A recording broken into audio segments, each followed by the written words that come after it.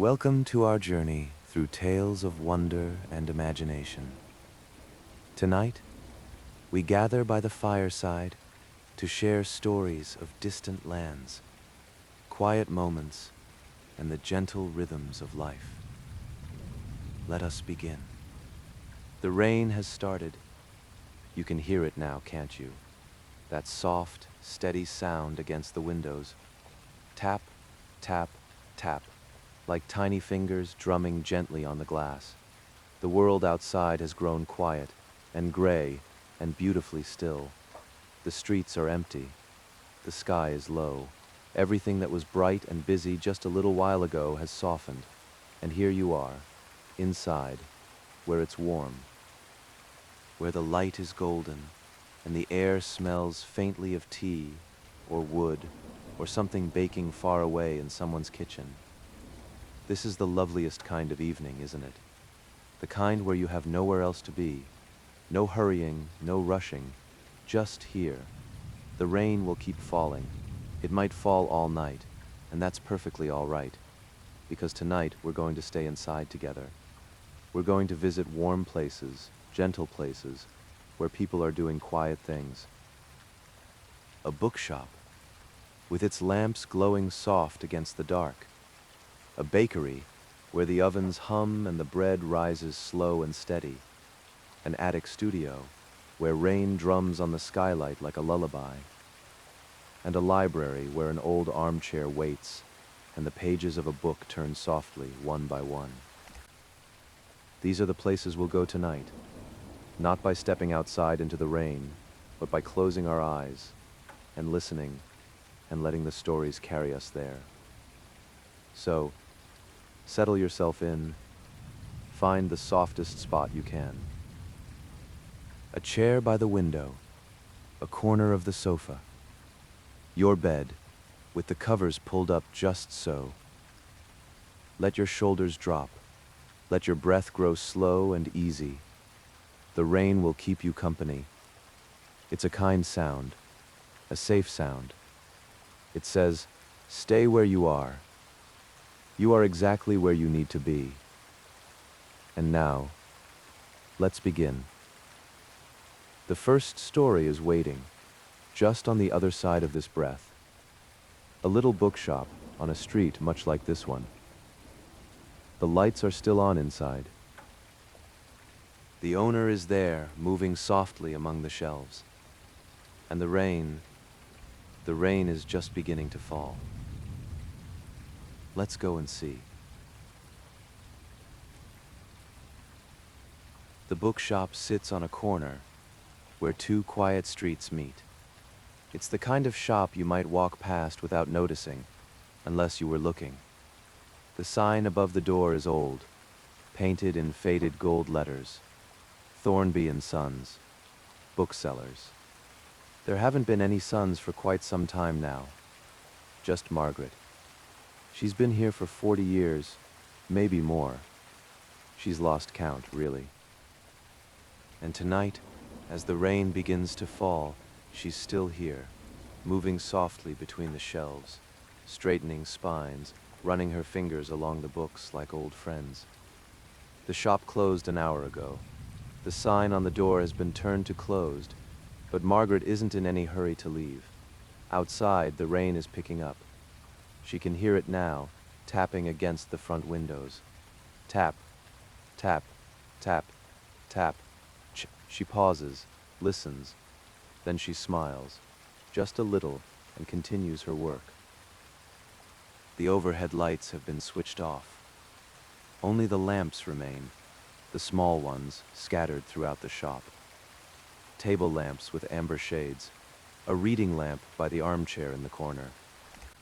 The old brass lamp on the counter, its warm glow pooling across the wood. The light is soft, golden. It makes the books look like they're glowing from within.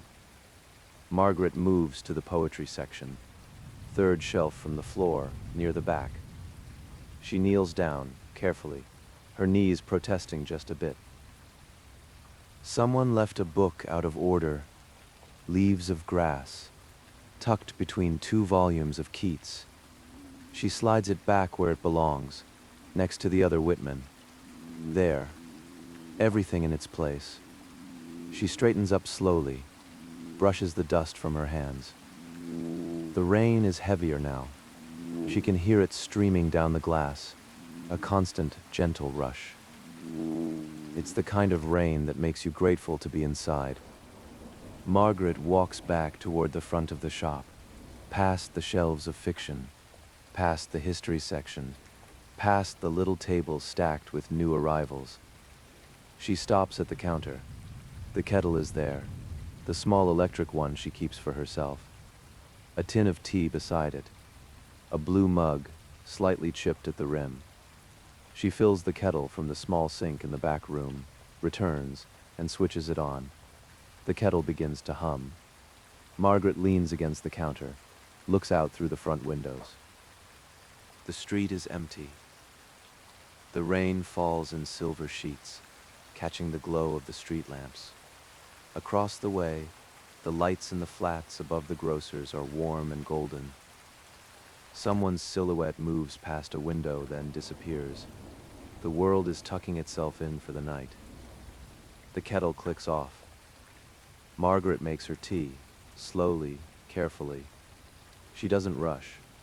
1 teaspoon of leaves. Hot water poured just so. A little milk from the bottle in the tiny fridge. She wraps her hands around the mug, feels its warmth. Then she carries it with her, back into the shop. There's a particular section she wants to check, the far corner, near the window that looks out onto the side street. The old books, the ones that have been here longer than she has. Leather spines.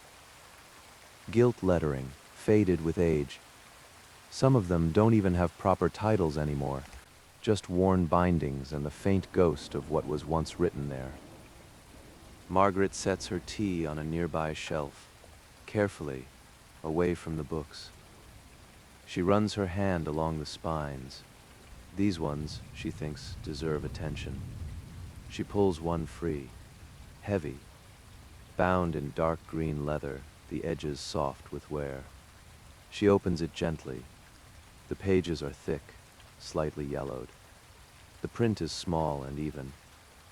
There's a faint smell, old paper, dust, something sweet and distant. And there, tucked between the pages near the middle, a letter. Margaret blinks. She hadn't expected that. She lifts the letter carefully. It's folded once, the paper thin and delicate. The ink has faded to a soft brown. She unfolds it, slowly, and begins to read. Outside, the rain falls. Inside, Margaret stands very still, holding someone's words from long ago, and the bookshop holds its breath. The letter is written in careful, sloping handwriting. The ink has faded, but the words are still clear enough to read. Margaret holds it gently, near the lamp on the shelf, so the light falls across the page.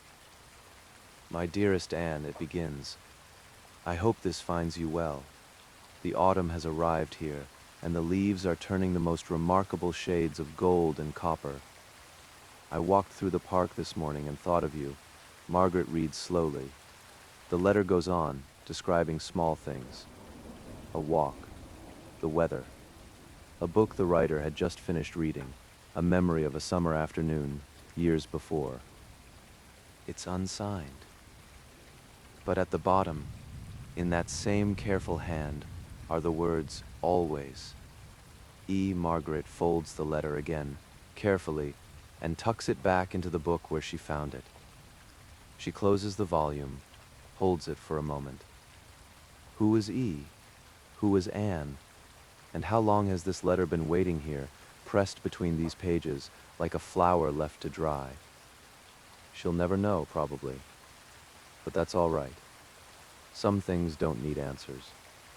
Some things are lovely precisely because they remain a mystery. Margaret slides the book back onto the shelf. She picks up her tea. It's cooler now, but still warm enough, and takes a sip. The rain outside has settled into a steady rhythm. It's not a storm, really, just rain, constant and calm.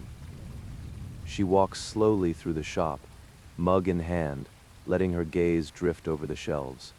So many books, so many voices, waiting to be heard. She's read hundreds of them over the years, maybe thousands. Some she's read more than once. Some she returns to again and again, like visiting old friends. There's the novel she read the winter her mother passed. The poetry collection she discovered the summer she turned 30. The travel memoir that made her want to see the sea. All of them here. All of them waiting. She stops in front of the fiction section, runs her hand along a row of spines. Her fingertips brush over titles, names, stories she knows by heart. And then, there. A book she hasn't thought about in years. The Night Garden, by someone whose name she's forgotten. She pulls it free. The cover is soft cloth, deep blue with silver lettering. She remembers this one. She read it on a rainy night, much like this one. Margaret carries the book over to the armchair in the corner, the one with the reading lamp beside it, the cushion worn soft from years of use. She sits down slowly, settles in. The chair knows her shape. It welcomes her. She opens the book. The pages smell faintly of vanilla and dust. The print is larger than she remembers. Or maybe her eyes have changed. She begins to read. Not the whole thing, just a few pages. Just enough to remember why she loved it. The story unfolds gently. A woman walking through a garden at twilight. Flowers closing for the night. The air cool and soft. A sense of peace, of time slowing down. Margaret reads, and the rain falls, and the shop grows quieter still. The world outside has disappeared. There is only this. The chair. The lamp. The book. The rain. Time passes. Margaret doesn't notice how much. She turns the pages slowly, pausing now and then to listen to the rain, or to sip her tea, or simply to sit in the stillness. The book speaks to her, quietly, like an old friend sharing secrets, and she listens. After a while, she closes the book gently. She holds it in her lap for a moment, her hand resting on the cover. Then she stands slowly and carries it back to the shelf. She slides it back into place. There she finishes the last of her tea, now cool but still comforting. The rain has softened, not stopped, but softened. Margaret walks back to the counter, sets down the mug. She looks around the shop one last time. Everything is in order. Everything is as it should be. The lamps glow softly. The books stand in neat rows. The letter waits, hidden between pages, holding its secret. And Margaret feels the deep, quiet satisfaction of a day well spent. She picks up her coat from the hook by the door. Time to go home. Margaret shrugs on her coat, slowly. It's an old coat, gray wool, with deep pockets and buttons that have been sewn back on more than once. She fastens the buttons one by one. Then she reaches for her scarf, soft, knitted, the color of cream, and wraps it loosely around her neck. The shop feels different now somehow, quieter, deeper, as if the books themselves have settled in for the night. Margaret walks back through the aisles one more time, switching off the lamps as she goes. Click. The lamp by the armchair goes dark. Click. The lamp on the side table, near the mysteries. Click. The brass lamp on the counter. One by one, the pools of light disappear, until only the street lamp outside remains, casting a pale glow through the windows. Margaret stands by the door, her hand on the light switch. She looks back into the shop. The shelves rise up in the dimness, rows and rows of books standing silent, patient, waiting for tomorrow, waiting for the next person who will walk through the door looking for something, a story, a memory, a moment of peace. Margaret smiles. "Good night," she whispers. The books don't answer, of course, but somehow she feels they've heard her. She switches off the last light. The shop falls into shadow. Margaret steps outside, into the rain. It's lighter now. A soft drizzle, barely more than mist. It touches her face, cool and gentle. She locks the door behind her. The old lock clicks solidly into place and tucks the keys into her coat pocket. The street is still empty. The rain falls, quiet as breath. Margaret walks slowly down the pavement, her footsteps soft on the wet stone. The windows she passes glow warmly. She can see shapes moving inside. People cooking dinner, reading, talking quietly. All the warm, safe places in the world. She reaches the corner, pauses. The rain is falling on her shoulders now, soaking into the wool of her coat. But she doesn't mind.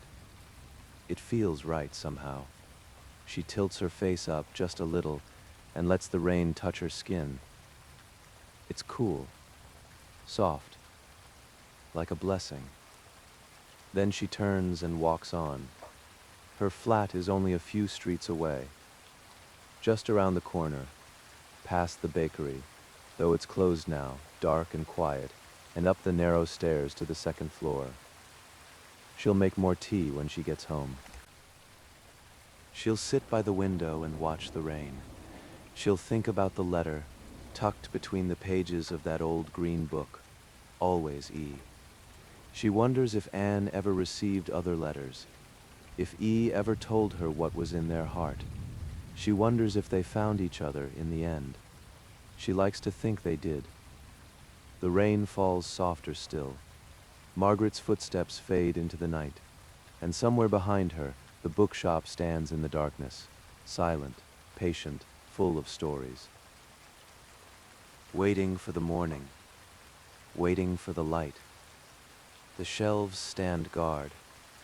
The books rest easy, and the letter sleeps, pressed between pages, dreaming of the hands that wrote it, and the hands that will one day find it again. Good night, little shop. Good night. Silent books. Good night. Letter from long ago. Good night, Margaret, walking home through the rain. The world is soft tonight.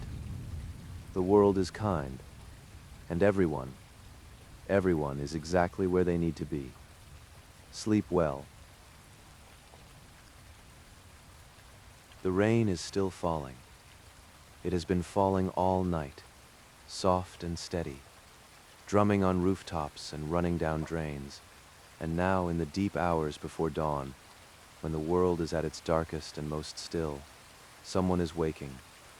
His name is Thomas. He opens his eyes slowly, blinking in the dark. For a moment he doesn't move. He just lies there, listening. The rain on the roof, steady, soothing. The clock on the bedside table reads 4:30. Thomas sighs, a soft, contented sound, and sits up. This is his time, the quiet hours, the hours when the rest of the world is still asleep. He swings his legs out of bed, his feet finding the cool floor. He dresses in the dark trousers, a shirt, his old cardigan with the worn elbows. Then he pads softly down the stairs. His flat sits above the bakery. Just a few rooms, simple and warm. At the bottom of the stairs, there's a door. Thomas opens it and steps through. The bakery. It's dark still, but he knows every inch of it by heart. He moves to the wall, flicks the switch. The lights come on. Overhead fluorescence, bright and slightly harsh. But Thomas doesn't mind. This is where he belongs. The bakery is small, cozy. There's the counter at the front, with its glass case for pastries and bread, the old wooden shelves behind it, the chalkboard menu on the wall. And in the back, the heart of it all, the ovens. Thomas walks through, past the counter, into the back room. Here, the air smells of flour and yeast and something sweet and warm that never quite goes away. The big mixer stands in the corner, its steel bowl gleaming. The wooden work table stretches along one wall, scarred and dusted with flour from 1,000 loaves. And the ovens, 2 of them, side by side, large and heavy and old. Thomas has had them for 20 years.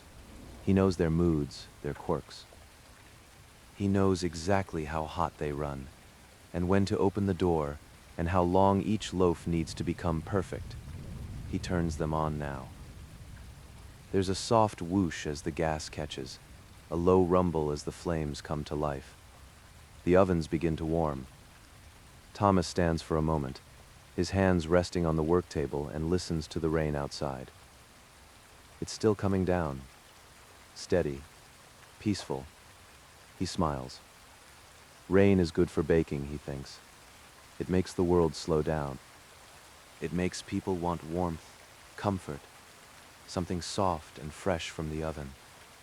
He washes his hands at the deep sink, dries them on a towel. Then he begins. The starter is waiting in its crock on the shelf. The sourdough starter he's been feeding for years, longer than he can remember. It's like a living thing, this starter, tangy and alive. He measures out what he needs, adds flour, water, salt. His hands move without thinking. They know this work. He mixes. He kneads. The dough comes together slowly, soft and elastic under his palms. He pushes it, folds it, turns it again and again. The rhythm is soothing, meditative. Push, fold, turn, push, fold, turn. Outside, the rain falls. Inside, the dough grows smooth and supple. Thomas shapes the first loaf, then the second, then the third. He places them gently in their baskets, covers them with clean cloths. There, they'll rise while he works on the pastries. The ovens are hot now. He can feel the warmth radiating from them, filling the room. He moves to the mixer, begins measuring out butter, sugar, eggs, croissants today, and scones, and perhaps some cinnamon rolls. Because the rain makes him think of cinnamon and warmth, the mixer hums to life. Thomas watches the ingredients come together, the butter cutting into the flour, the dough beginning to form. He's done this 1,000 times, 10,000 times, but it never gets old. There's something deeply satisfying about it, about taking simple things, flour and water and butter, and turning them into something that feeds people, that comforts them, that makes them smile. The mixer stops. Thomas lifts out the dough, turns it onto the floured table. He rolls it out, folds it, rolls it again. Laminating. Layer upon layer of butter and dough. His hands work steadily, patiently. There's no rush. The sun won't rise for another hour yet. He has time. The rain drums softly on the roof above. Thomas hums quietly to himself. No particular tune, just a low, contented sound. He shapes the croissants one by one, placing them on baking trays. Then the scones, then the cinnamon rolls, brushed with butter and dusted with sugar. The ovens are ready. He slides the first trays in, closes the doors gently. Now he waits. Thomas pours himself a cup of tea from the pot he made earlier, carries it to the small stool by the window. He sits, sips, looks out at the rain. The street outside is still dark, still empty. But soon it will begin. The first light, the first people, and the smell of fresh bread rising into the rainy morning air. Thomas smiles. He takes another sip of tea and waits. The smell reaches the street first. Warm, golden, irresistible. Fresh bread, baking in the rain. Thomas stands at the oven, watching through the small window in the door. The loaves are rising, their crusts turning deep amber. Almost ready. He pulls the first tray of croissants from the second oven, perfectly golden, flaky, gleaming with butter. He sets them on the cooling rack, and the smell fills the room. Heaven, he thinks. That's what this smells like. There's a sound at the front door, a knock. Gentle but insistent. Thomas wipes his hands on his apron, walks through to the front of the shop. Through the glass door, he can see a figure standing in the rain. It's Dev, the delivery driver. Thomas unlocks the door, opens it. Dev steps inside quickly, shaking the rain from his jacket. "Morning, Thomas," he says, his voice soft and a bit hoarse. "Still raining then?" Thomas smiles. "Still raining," he agrees. Come in. I'll get you something warm." Dev follows him to the counter, sets down his delivery bag. He's a young man, maybe 30, with kind eyes and hands that are always moving. He delivers parcels for the neighborhood, early mornings, rain or shine. Thomas knows he starts his rounds at 4. "Sit," Thomas says, gesturing to the small table by the window. "Just for a minute." Dev hesitates. He's always in a hurry, always moving, but then he nods, sits. Thomas goes to the back, returns with a croissant, still warm, and a cup of tea. "Here," he says. "You look frozen." Dev wraps his hands around the mug, closes his eyes for just a moment. "Thank you," he murmurs. He takes a bite of the croissant. The flakes shatter softly. The butter melts on his tongue. He sighs, a deep, grateful sound. They sit in silence for a moment. Outside, the rain continues its steady rhythm. "How's the morning treating you?" Thomas asks. Dev shrugs, smiles, wet, but not bad. People leave their porch lights on when it rains. Makes it easier to see the house numbers. Thomas nods. Small kindnesses. They are. Dev agrees. He finishes the croissant, drains the tea. Then he stands reluctantly. "I should get on." Thomas walks him to the door. "Stay dry as you can." Dev grins. "I'll try." "Thanks, Thomas. Really." He steps back out into the rain, pulls up his hood, and disappears into the gray morning. Thomas locks the door again, turns back to the shop. The ovens call him. He pulls the loaves out, 4 perfect rounds, crusts cracking gently as they cool. He sets them on the rack, admires them for a moment. Then he hears another sound, a soft mew. Thomas pauses, listens. There it is again. He walks to the front door, peers out. At the base of the step, huddled against the wall, is a small cat. Orange and white, soaked through, shivering. "Oh," Thomas murmurs. He opens the door. The cat looks up at him with wide, uncertain eyes. "Come on then," Thomas says gently. "Come inside." The cat hesitates, then, slowly, carefully, steps over the threshold. Thomas closes the door behind it. The cat stands in the middle of the shop, dripping, trembling. Thomas fetches a clean towel from the back, kneels down. "Here now," he says softly. "Let's get you dry." He wraps the cat gently, rubs it carefully. The cat doesn't resist. It just stands there, shivering less and less as the warmth sinks in. After a moment, Thomas carries it to the back room, sets it down near the warmth of the ovens. The cat sits, blinking slowly. Thomas pours a little cream into a saucer, sets it down. The cat sniffs, then begins to lap at it, delicately. Thomas watches for a moment, then returns to his work. The scones need to come out. The cinnamon rolls are nearly ready. He moves through the familiar motions, the cat a small warm presence in the corner. At 6:15, there's another knock. Thomas opens the door to find Mrs. Kapoor, his neighbor from 2 doors down. She's wrapped in a raincoat, her gray hair tucked under a plastic rain hat. Good morning, Thomas, she says, her accent lilting and warm. I smelled your bread. Thomas grins. Come in, Mrs. Kapoor. She steps inside, shaking off the rain. I was going to wait until later, she says, but, well, the rain made me think of toast. Hot toast, with butter and jam. Thomas laughs. I can help with that. He wraps 2 fresh loaves for her, still warm in their paper. She pays, tucks them into her shopping bag. Then she pauses, glances toward the back room. Is that a cat I hear? Thomas nods. Found it outside, soaked through. Mrs. Kapoor smiles. You're a soft heart, Thomas. So are you, he says. She pats his arm. Stay warm. This rain looks like it's here for the day. I will. You too. She leaves, the bell above the door chiming softly. Thomas returns to the back.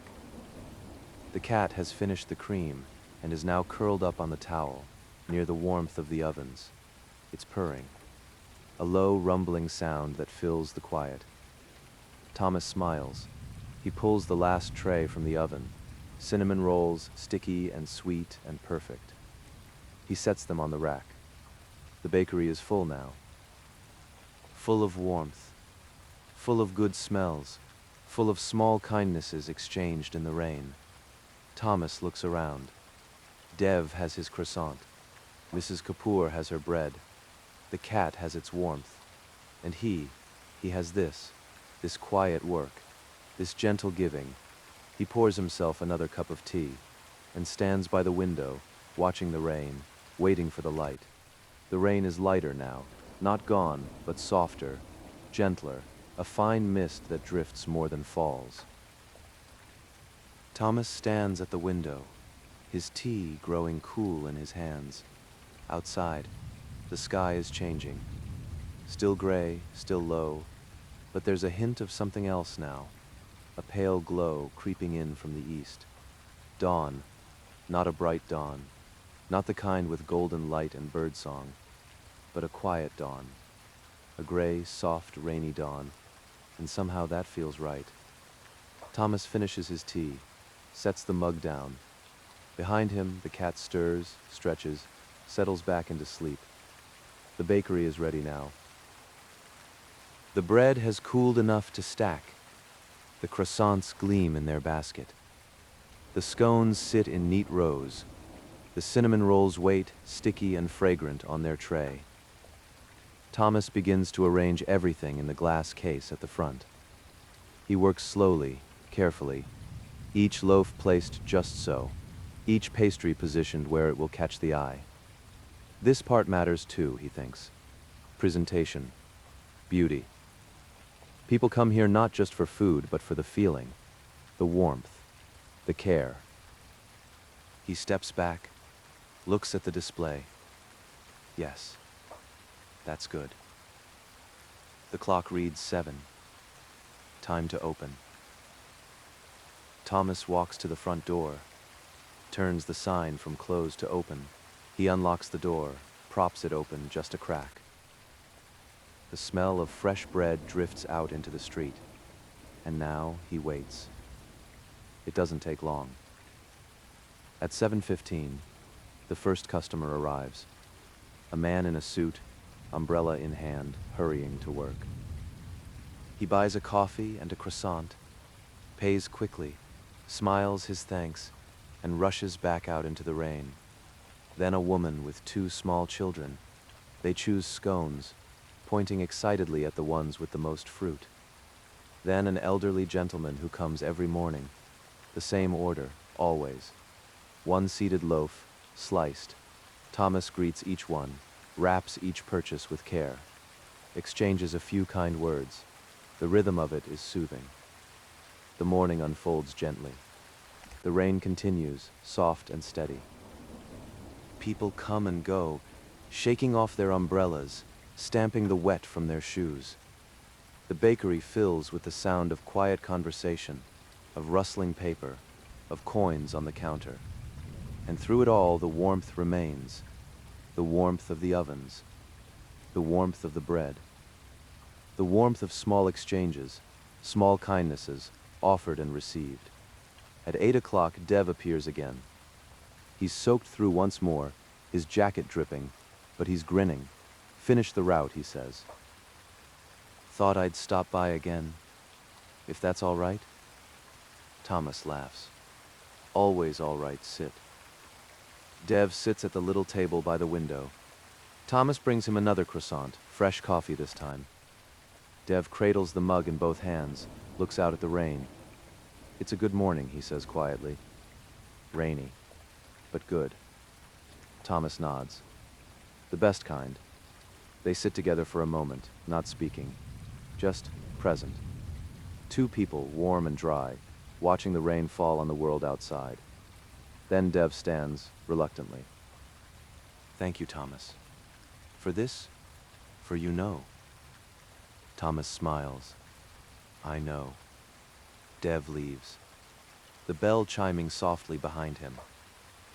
Thomas returns to the counter. The morning passes. Slowly, peacefully. By 9 o'clock, most of the bread is gone. The croissants have disappeared. Only a few scones remain. Thomas begins to tidy, wiping down the counter, sweeping the floor, washing the trays in the deep sink. The work is as familiar as breathing. In the corner, the cat wakes, yawns, stretches. It pads over to Thomas, winds itself around his ankles. Thomas looks down, smiles. You staying then? The cat purrs. All right, Thomas says. You can stay. He finishes cleaning, switches off the ovens. The bakery grows quieter. The warmth lingers, but the work is done.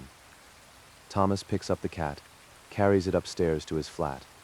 He sets it down on the sofa, finds an old cushion for it to curl up on. The cat settles immediately, closing its eyes. Thomas makes himself a fresh pot of tea, sits by his own window. Outside, the rain is barely more than a mist now. The world is washed clean, soft. Still, he sips his tea, looks out at the gray sky. He thinks about Dev, out there somewhere, delivering parcels in the rain. He thinks about Mrs. Kapoor at home with her toast and jam. He thinks about all the people who passed through the bakery this morning, carrying away warmth in paper bags. Small things, he thinks. Small kindnesses. But they matter. They ripple outward, touching lives in ways he'll never see. And that's enough. More than enough. Thomas finishes his tea, sets the mug down. He's tired now. The good kind of tired. The kind that comes from honest work, well done. He leans back in his chair, closes his eyes. The rain whispers against the window. The cat purrs softly on the sofa. And Thomas drifts. Not quite asleep. Not quite awake. Just resting. Held by the warmth. Held by the quiet. Held by the gentle, steady rhythm of the rain. Good night, Thomas. Good night, little cat. Good night, bakery. Warm and fragrant and kind. The world is soft. The world is fed. The world is good. Rest now. Rest. The rain has been falling all day, sometimes heavy, sometimes light, but always there, a constant presence, a soft drumming on rooftops and windows. And now, in the middle of the afternoon, when the light has turned gray and silver, Elena climbs the stairs. Her studio is in the attic, 3 flights up, in an old building with creaking floorboards and walls that hold the warmth. She lives on the 2nd floor, a small flat, cozy and cluttered with books and plants. But the attic is where she works, where she paints. Elena pauses on the landing between the 2nd and 3rd floors, shifts the bag on her shoulder. It's heavy today. Canvas, brushes, jars of medium, a thermos of tea, everything she needs. She continues up. The stairs narrow as she climbs. The ceiling slopes lower. At the top, there's a door. Plain wood, slightly warped. A simple latch. Elena lifts the latch, pushes the door open, and steps inside. The studio. It's not large. Just one room, tucked beneath the eaves. The ceiling slants sharply on both sides, following the line of the roof. But in the center, there's height, space, light, because of the skylights. Two of them set into the roof. Large squares of glass that look directly up at the sky. And today, the sky is gray, heavy with clouds, streaming with rain. The rain falls on the skylights. Tap, tap, tap, tap. A constant, soothing rhythm. Elena stands for a moment, just inside the door, and listens. This is her favorite sound. Rain on glass. Rain on the roof. It makes the world feel smaller, safer, like she's tucked inside a warm pocket while the storm passes overhead. She sets down her bag, shrugs off her coat. The studio is cool but not cold. The radiator in the corner hums softly, giving off gentle heat. Elena walks to the center of the room, looks up through the skylights. The rain streams down the glass in silver rivulets. The light that comes through is soft, diffused, gray and luminous. Perfect, she thinks. This is the light she's been waiting for. She turns to survey the room. Her easel stands near the largest skylight, a canvas already positioned on it, half finished, waiting. Along one wall, shelves hold jars of paint, brushes and old coffee tins, bottles of linseed oil and turpentine. Along the other wall, canvases lean in stacks. Some finished, some abandoned, some waiting to be started. A small table holds her palette, smeared with layers of dried paint, a rag, a jar of water. And in the corner, beneath the slanted ceiling, a worn armchair, a blanket draped over its back, a place to sit and think.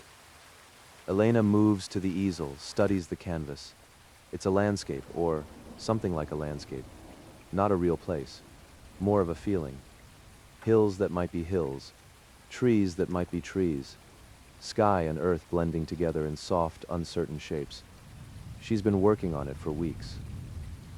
Adding layers, scraping them back, building up the surface slowly, patiently. It's not finished yet. She's not sure what it needs. But today she'll find out. Elena unzips her bag, begins to set out her tools. Tubes of paint, titanium white, ultramarine, yellow ochre, raw umber, alizarin crimson. She squeezes small mounds onto her palette, arranges them carefully. Then she selects her brushes, a flat for broad strokes, a round for details, a fan for blending. She fills a jar with water from the small sink in the corner, sets it beside the easel, everything in its place. The rain drums steadily overhead. Elena ties her hair back with a scarf, rolls up her sleeves. She picks up the palette in one hand, a brush in the other, and she stands before the canvas, considering. What does it need? She tilts her head, narrows her eyes. More depth, perhaps. More atmosphere. She thinks of the rain outside, the way it softens edges, the way it makes colors shift and blur. Yes, that's it. She dips her brush into the ultramarine, mixes it with white and a touch of ochre, a soft gray blue. The color of rainy skies. She touches the brush to the canvas, lightly, carefully. A stroke, then another. The paint glides on, smooth and cool. Elena steps back, looks. Better. She continues. Stroke by stroke. layer by layer. She's not thinking now, not consciously. Her hands know what to do, her eyes guide them. She mixes colors without looking. She blends, she builds, she softens. The rain falls. The light shifts, ever so slightly, as the clouds move overhead. And Elena paints. Time slips away. She's not sure how long she stands there. An hour, two? It doesn't matter. There's only this. The canvas. The paint. The rain. Her brush moves across the surface, leaving trails of color. The landscape deepens, grows richer, more alive. She works on the horizon line, blurring it until earth and sky almost merge. She adds texture to the foreground, thick strokes, layered and rough.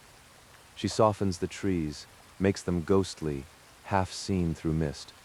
The painting is changing, becoming something. Not finished. Not yet. But closer. Elena sets down her brush, steps back. She wipes her hands on a rag, looks at what she's done. The canvas seems to glow softly in the gray light from the skylights. The colors are muted, gentle, like the rain itself. She feels a quiet satisfaction settle in her chest. Yes, this is right. She sets down the palette, stretches her arms overhead. Her shoulders ache. Her back is stiff. But it's the good kind of ache. The kind that comes from being absorbed, fully present, lost in the work. She walks to the window at the far end of the studio, a small dormer window that looks out over the rooftops. She opens it just a crack. Cool, damp air flows in, carrying the smell of rain. Lena breathes it in deeply. The rooftops stretch out before her, gray and glistening. Chimneys, gutters, slanted tiles dark with rain. And beyond them, the city, softened by mist, quiet. She stands there for a moment, just breathing, just being. Then she turns back to the studio. The canvas waits, but not yet. First, tea. Elena pours tea from her thermos into a chipped ceramic mug. The steam rises, curling gently in the cool air. She wraps both hands around the mug, feels its warmth seep into her palms. She walks back to the easel, stands before the canvas, sipping slowly. The painting looks different now that she's stepped away for a moment. More complete, more itself. But still, there's something missing. She can feel it. A gap, an emptiness somewhere in the composition. She tilts her head, studies it. The horizon is good. The trees are good. The foreground has texture and depth. But the sky needs something. Not brightness, not drama, just a hint of something, a suggestion. Elena sets down her tea, returns to the palette. She mixes white with the tiniest touch of yellow, just a whisper of warmth. Then she picks up a clean brush, a large, soft one, and loads it lightly with paint. She approaches the canvas. Her hand hovers for a moment. Then, gently, she touches the brush to the upper corner of the sky. A soft stroke, barely there. Then another, and another. Building up the lightest suggestion of luminosity. Not a break in the clouds, not sun, just the faint memory of light. The promise that somewhere beyond the gray there is warmth. Elena works carefully, slowly. The rain continues its steady rhythm overhead. She blends the new color into the existing paint, softening edges, creating transitions. Her breath is slow and even, her movements deliberate. This is the work she loves most, the subtle work. The quiet adjustments that make all the difference. A touch here, a softening there.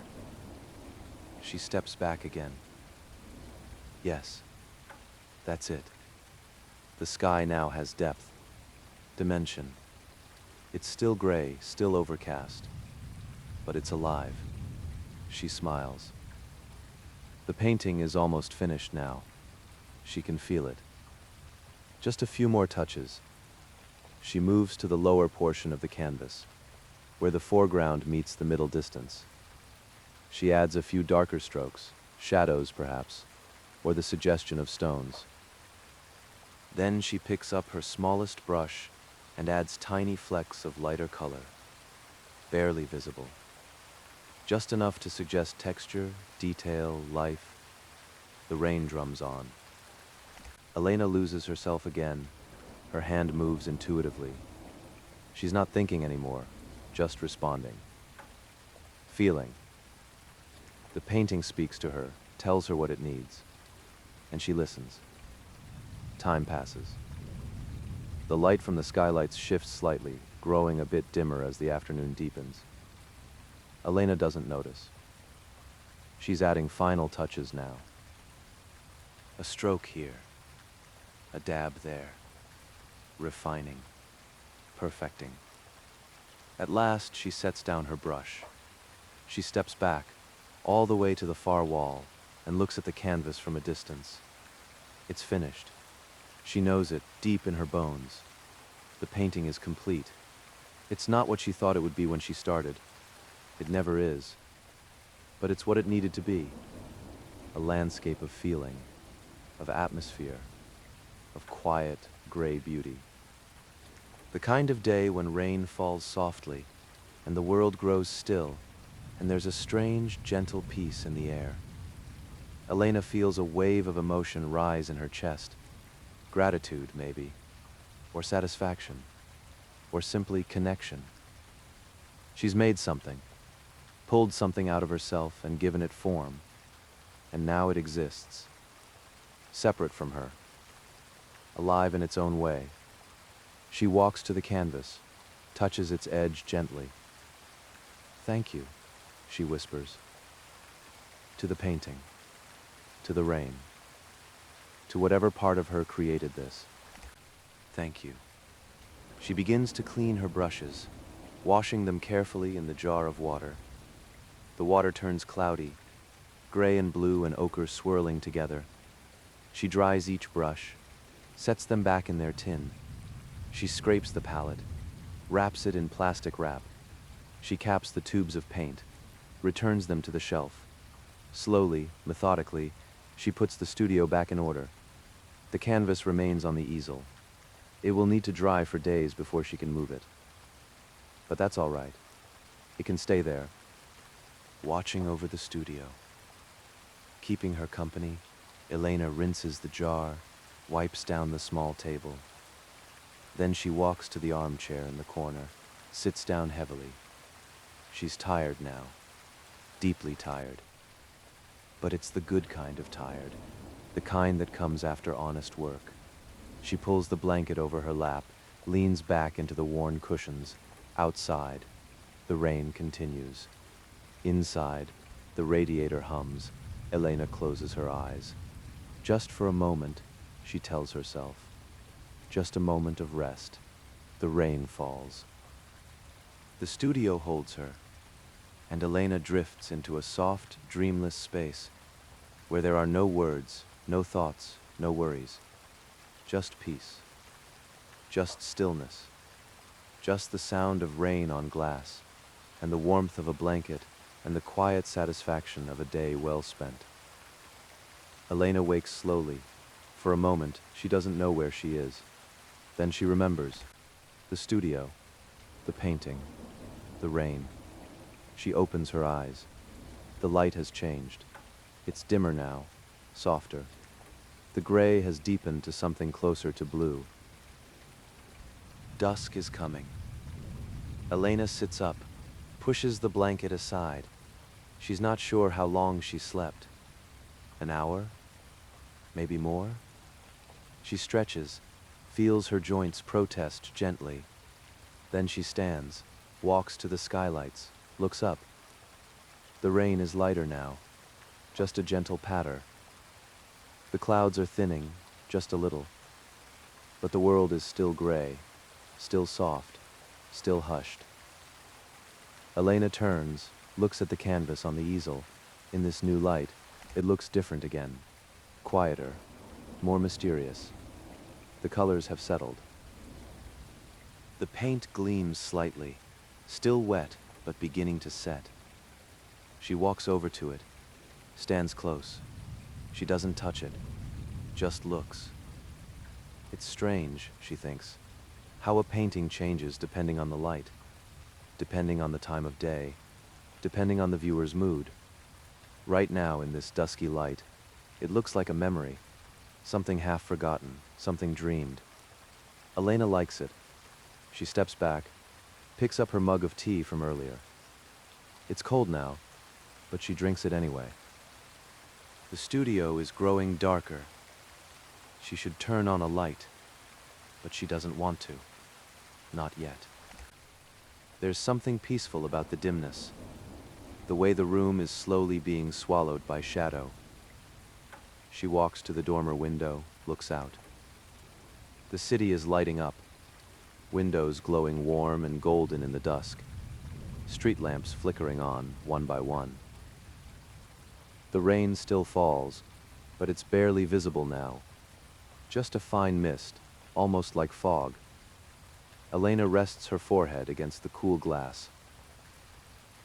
She thinks about the day, the hours spent painting, the quiet focus, the way time disappeared. These are her favorite days, the ones where she loses herself completely in the work, where nothing else exists except the canvas and the paint and the slow, careful process of creation. She doesn't have many days like this. Life gets in the way. Errands, obligations, distractions. But when she does, when she climbs these stairs and locks herself away in this attic room with the rain drumming overhead, it feels like coming home, like returning to the truest part of herself. Elena straightens, turns back to the studio. It's time to go. She gathers her things, the thermos, the empty mug, the rag she used to clean her hands. She tucks them into her bag. Then she takes one last look around. The canvas on the easel, glowing faintly in the dim light.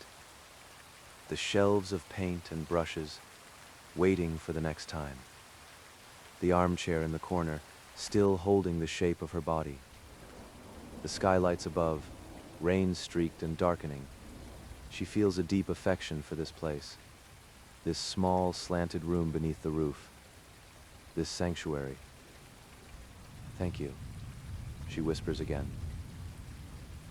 Then she walks to the door, opens it, steps through. She pauses on the landing, looks back one more time. The studio is almost completely dark now, just a faint glow from the skylights. Just the shape of the easel, silhouetted against the evening. Elena pulls the door closed, lowers the latch. She descends the stairs slowly, her bag over her shoulder. Down from the third floor, down to the second, down to her flat. She unlocks her door, steps inside. The flat is warm, welcoming. Her cat, a gray tabby named Mist, comes padding over, meowing softly. "Hello, darling," Elena murmurs, bending to scratch behind its ears. She sets down her bag, hangs up her coat. Then she walks to the kitchen, fills the kettle, sets it on the stove. While the water heats, she stands at her own window, smaller than the one in the studio, but with a view of the street below. The rain has almost stopped now, just the occasional drop, falling from the eaves. The pavement is dark and wet. Puddles reflect the street lamps. A few people walk past, umbrellas folded, heading home. The kettle whistles. Elena makes fresh tea, proper tea this time, in her favorite pot.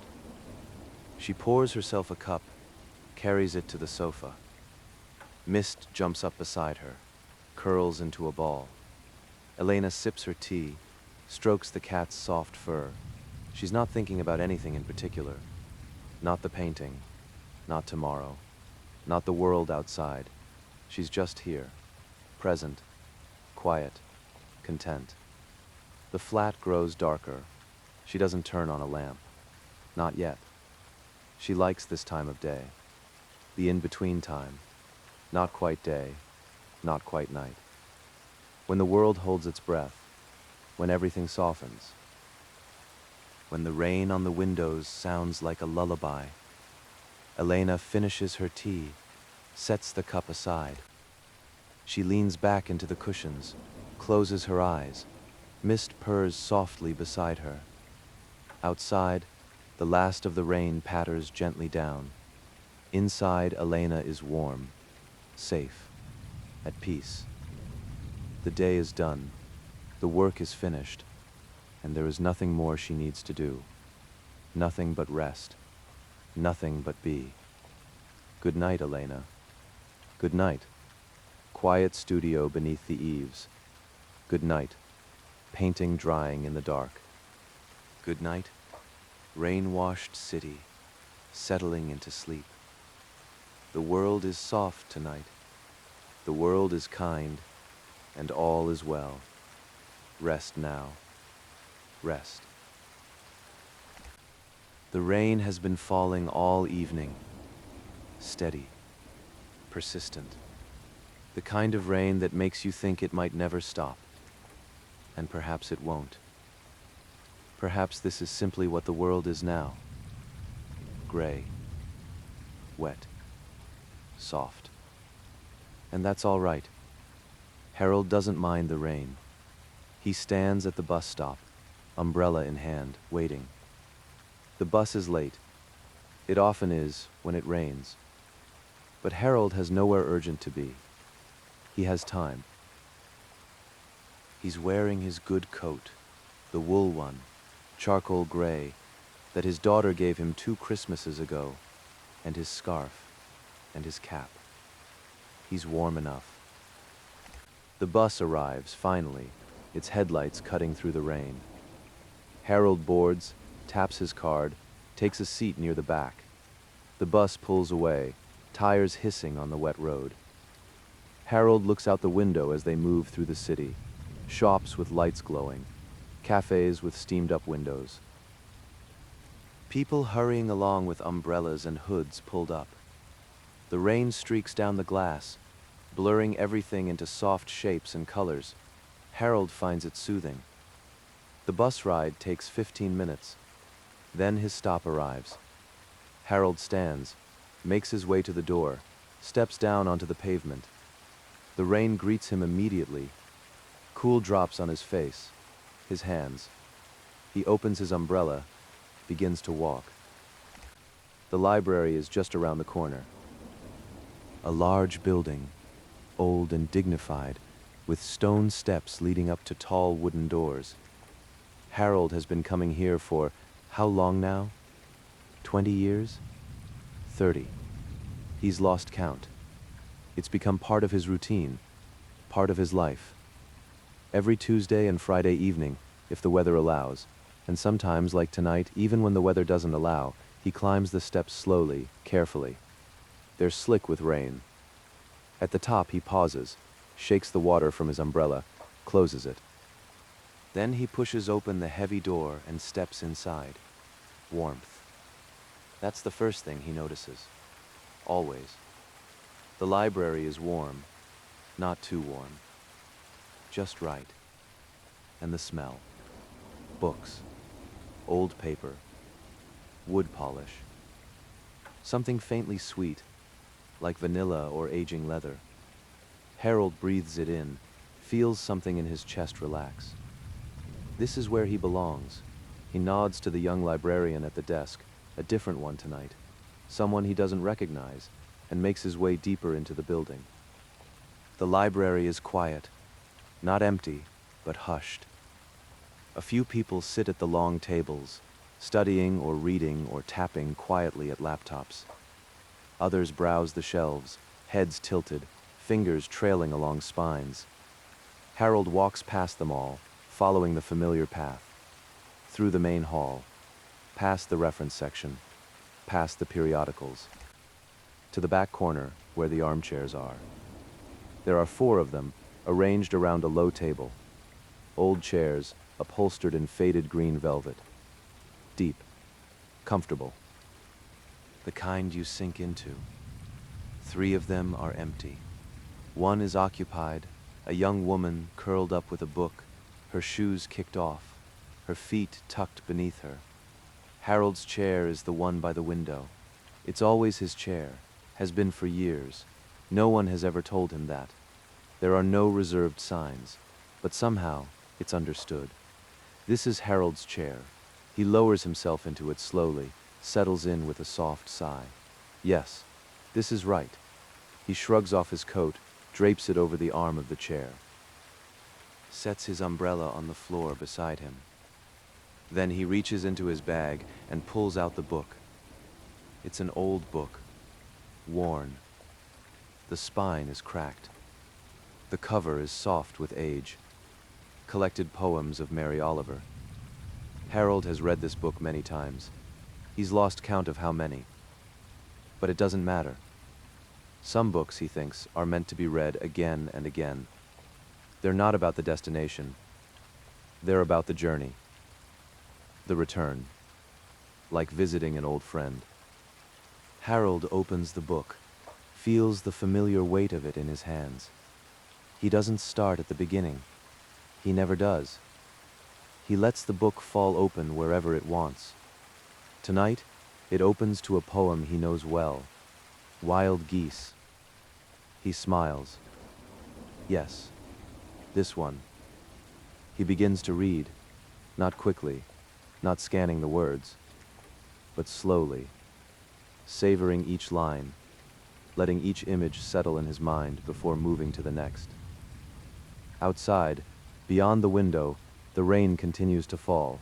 Inside, Harold reads. The library holds him. And for now, for this moment, there is nothing else.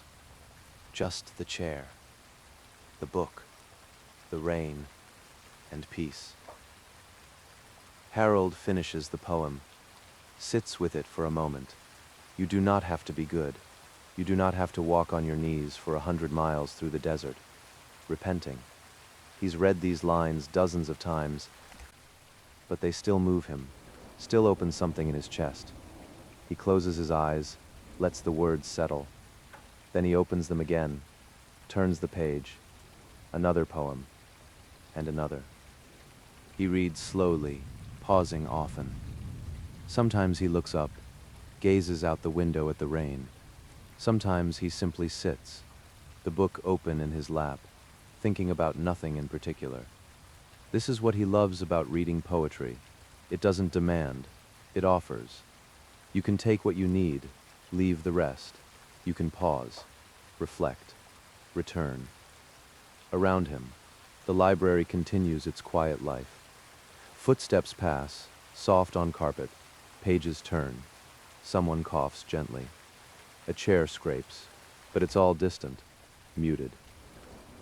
As if Harold exists in a small bubble of stillness, separate from the world. After a while, he notices someone else settling into one of the other armchairs. An older man. Maybe Harold's age. Maybe older. He's carrying a newspaper, but he doesn't read it right away. He just sits heavily and sighs.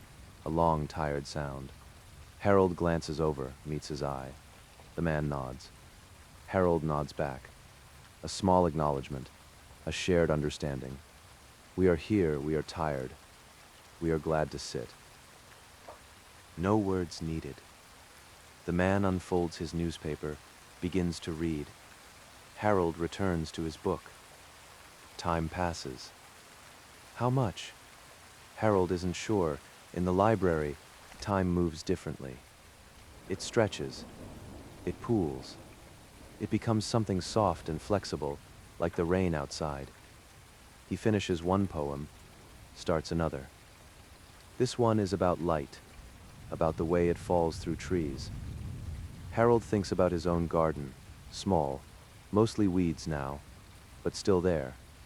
He thinks about spring, about the way light will return eventually, warming the earth. It's hard to imagine on a night like this, when everything is gray and wet and dark. but it will come. It always does. Harold reads on.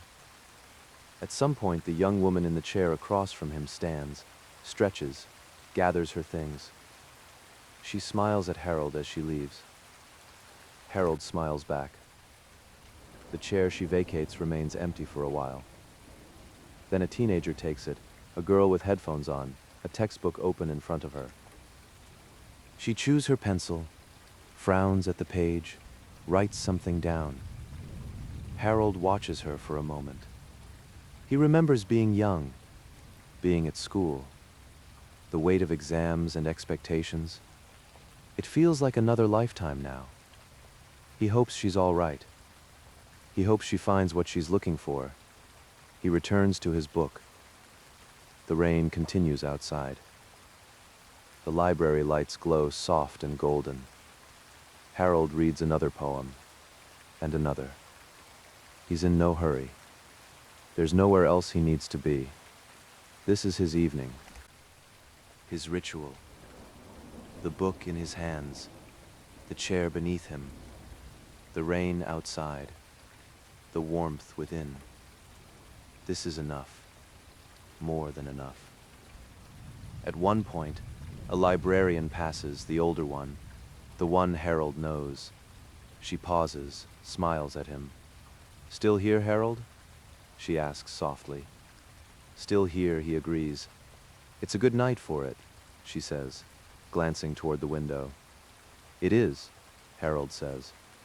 She moves on, pushing a cart of books to be reshelved. Harold watches her go. This place, he thinks, is a kind of sanctuary. A place where people can come and simply be. No one asks anything of you here. No one demands. You can read or not read, sit in silence or whisper quietly. You can stay for 5 minutes or 5 hours, and no one judges. Harold feels a deep gratitude for this place, for the people who run it, for the books that fill its shelves. He's not sure what he would do without it, especially on nights like this, when the world outside feels too large, too loud, too much. Here in this quiet corner, with the rain falling and the book in his hands, he feels held. He feels safe. He feels at peace. Harold turns another page, reads another poem, and the evening unfolds gently around him. The lights flicker just once. A brief dimming, then back to full brightness. Harold looks up from his book. That's the signal. Closing time is near. He glances at his watch. 9:45. 15 minutes until the library closes. Harold sighs softly, not unhappy, just acknowledging. Time to go. He marks his place in the book, though he doesn't really need to. He knows these poems by heart and closes it gently. Around him, the other readers are beginning to stir. The teenager closes her textbook, packs up her bag. The older man with the newspaper folds it neatly, tucks it under his arm. A woman at one of the tables gathers her notes, her laptop, her water bottle. Everyone moving slowly, reluctantly. No one wants to leave, but the library must close. The staff must go home, and so must everyone else. Harold stands, carefully, feeling his knees protest. He's been sitting for nearly 3 hours.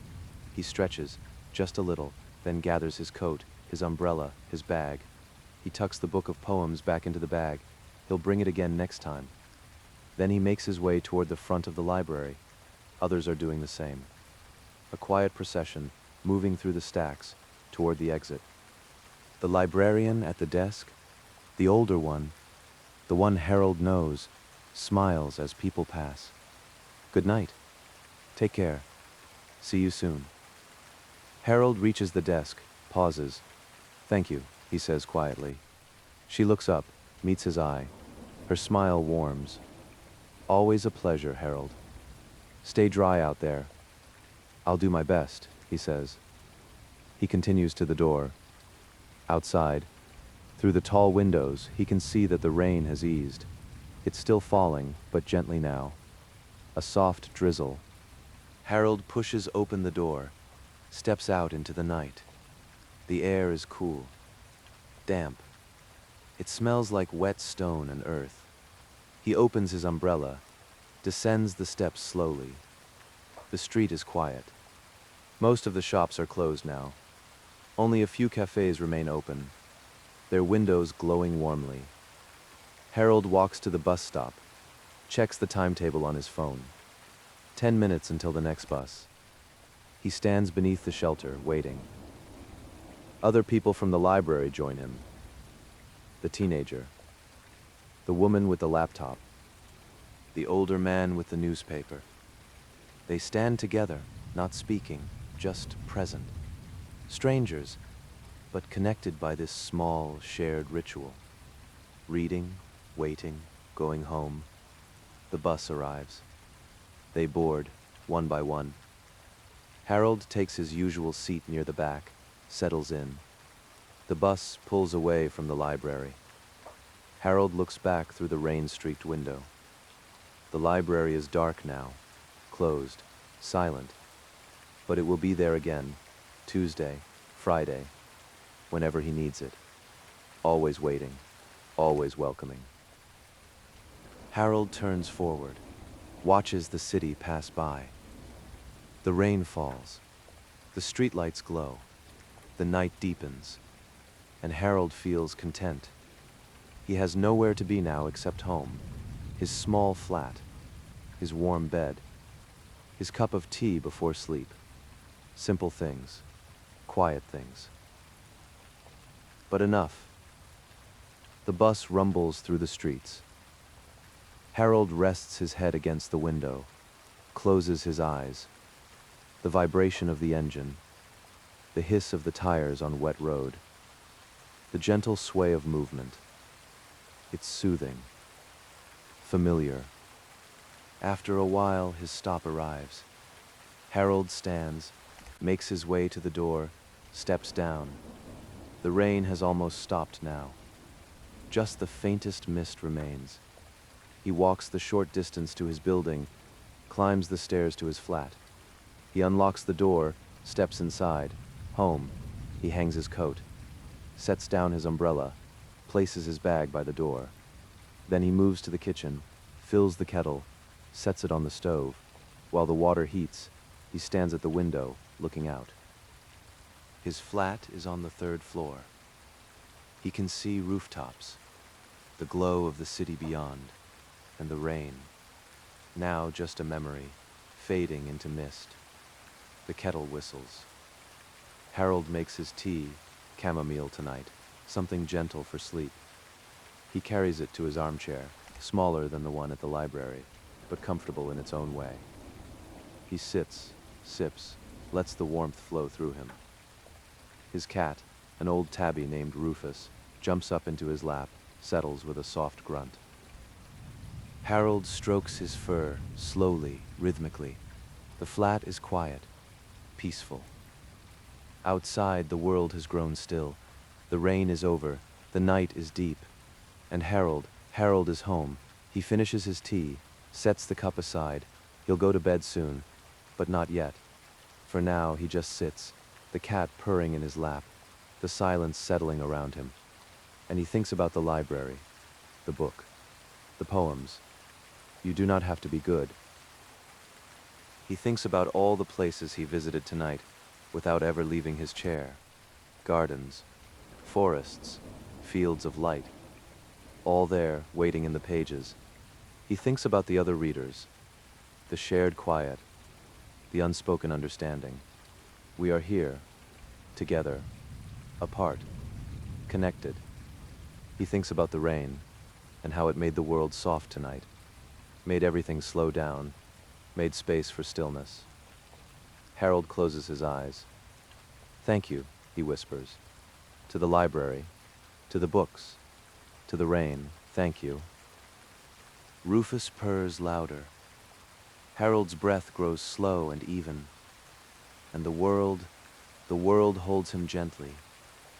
Good night, Harold. Good night. Quiet library, dark and closed until morning. Good night. Book of poems, waiting in the bag by the door. Good night. Rain-washed city, settling into sleep. The night is kind, the night is soft, and all is well. Rest now. Rest. The rain is ending now. Can you feel it? That subtle shift when the sound begins to fade, when the steady drumming on the windows grows lighter, softer, until it's barely there at all. Just a whisper, just a memory of what it was. We've traveled together tonight, haven't we? Through warm places, quiet places. We've been to a bookshop where the lamps glowed soft and an old letter waited between pages. We've stood in a bakery before dawn, smelling fresh bread and watching kindness unfold in small, gentle ways. We've climbed stairs to an attic studio where rain drummed on skylights and a painter lost herself in layers of color and light. And we've sat in a library, in a worn green armchair, reading poetry while the world outside grew dark and still. All of these places, all of these people, finding peace in the rain, finding warmth, finding comfort, finding themselves. And now the rain is almost gone. The night is deep. The world is quiet. And it's time to let go of the stories. Time to let them fade like the rain into softness. Time to rest. Wherever you are right now, in your bed, in your chair, in whatever warm corner you've found, you're exactly where you need to be. The rain has blessed the world tonight. It has washed everything clean, made everything soft, reminded us all that sometimes the kindest thing is to simply slow down, to listen, to be still. There's a bookshop somewhere, locked up tight, its shelves standing guard through the night. There's a bakery, ovens cooling, a cat curled up on a soft cushion upstairs. There's an attic studio where a painting dries slowly in the dark, dreaming its own quiet dreams. There's a library, silent and empty, waiting for morning and all the readers who will return. And there's you, here, safe, warm. The rain outside your window is barely a whisper now. Maybe it's stopped entirely. Maybe all that's left is the memory of it. The wet streets, the clean air, the way everything smelled like earth and stone. That's all right. The rain has done its work. It has brought you here, to this moment, to this breath. And now you can let go. Let go of the day. Let go of the stories. Let go of everything you're holding.